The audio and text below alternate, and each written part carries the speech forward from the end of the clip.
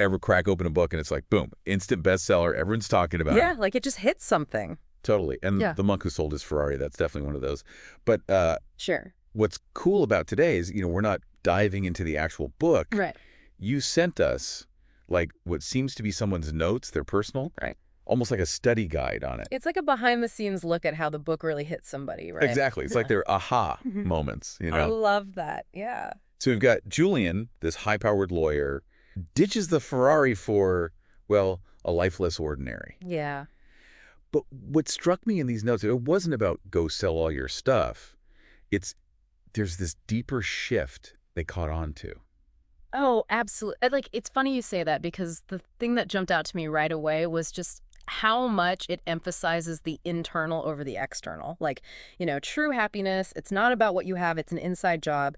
In fact, there's a quote. Oh, is there really? Yeah, there is. Hold on. It says, true contentment is an inside job. And I thought that was just so, It's so true. yeah, Because we can chase all the things, but if we haven't done that inner work, exactly. it's never going to quit. Never gonna stick. Yeah. Yeah. And that kind of leads into the next part that really fascinated me in this source material. It dives into the mind. And like, we all have those moments where our thoughts are just going a mile a minute.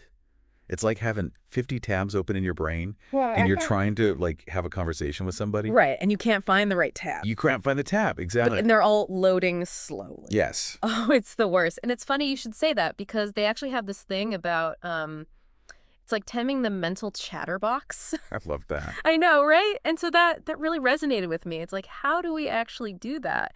Because, you can't just slap a positive affirmation on it and Right. Good vibes only will get you so far. But exactly. And that's where I thought, what I loved about this, they get really practical and they talk about things that this person can do, that we can all do. It's not just this vague, like, okay, so meditation. It's not about sitting on a mountaintop, right, and chanting. It's about finding those moments of stillness. even if it's for 5 minutes, Yes. in your car before you go in. Yes. And that's the thing they even say, start small. Like, don't put this pressure on yourself. It's about making it sustainable, not this big, huge, Exactly. I'm going to meditate for an hour. Like, who can do that? Exactly. And speaking of small things that we can do, I loved how much this person highlighted discipline.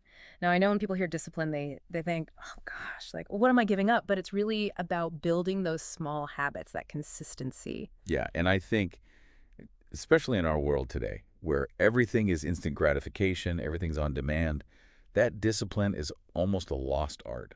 It's so true. But think about it this way. If you have a morning routine, even if it's just 5 minutes, like you were saying, to meditate or to, just have a quiet cup of coffee and gather your thoughts, that sets you up so differently than if you hit snooze 5 times and you're running out the door. 100%. And it's interesting because, talking about routines and things that help us, this source also highlighted gratitude, visualization, and affirmations. And these are things that sometimes people think are a little, Yeah, they can sound a little woo-woo. yeah, woo-woo, but I think they're such powerful tools. Oh, absolutely. And I loved how this person talked about it. It's not about, again, it's not about overnight transformations or like pretending everything's perfect. Right. It's about shifting your perspective over time.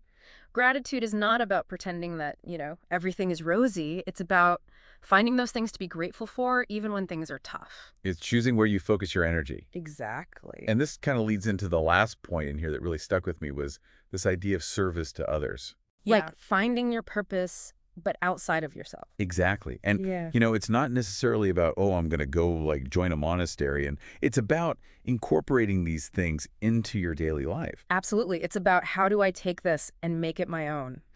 And it's not, it's a journey. It's a journey. And there was actually an arrow pointing to this one thing.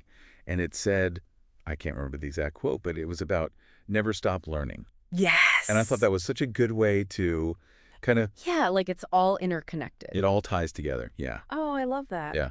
So I'm curious to hear from you listening. What resonated most with you from all of this? And here's something to think about. If you could ask the author one question about taking these lessons and actually like using them in our world today, what would it be?